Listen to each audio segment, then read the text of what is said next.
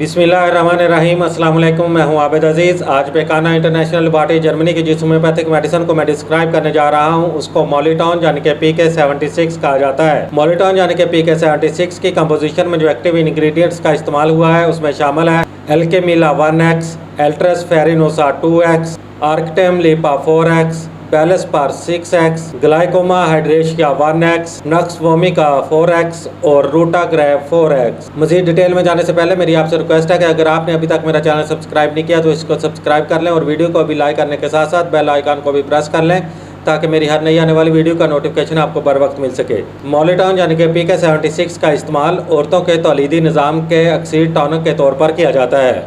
Uterus और ovary यानी कि रहम और बेज़ादानी की खराबियाँ, औलाद का ना होना, उबार्शन से बचाव, रहम का अपनी जगह से टल जाना, रहम की झिल्ली की सोजश, पेड़ों के हिस्से में ईंठन और दर्द की लहरें, औरतों के तौलीदी औज़ा के पट्ठों की कमज़ोरी और उनका ढीला हो जाना, इंदामे नहानी यानी कि वजाइना के अंदर और मुंह के आसपास शदीद खारिश, लेकोरिया, माहवारी की तकलीफ़ें और बेक़ैदगी, जिस्मानी कमज़ोरी, जहनी कोफ्त, कमर दर्द, थकावट, माहवारी का ज़्यादा और देर तक आते रहना या बंद हो जाना यानी मेनोपॉज़ की तकलीफ़ें, बेचैनी, सर चकराना, पसीने आना, तबीयत में घबराहट वगैरह। मॉलिटॉल यानी कि PK76 औरतों के लिए एक ऐसा अक्सर टॉनिक है जो कि औरतों के तौलीदी औज़ा को असली हालत पर ले आता है और औरत में बच्चा जनने की सलाहियत को बहाल करता है।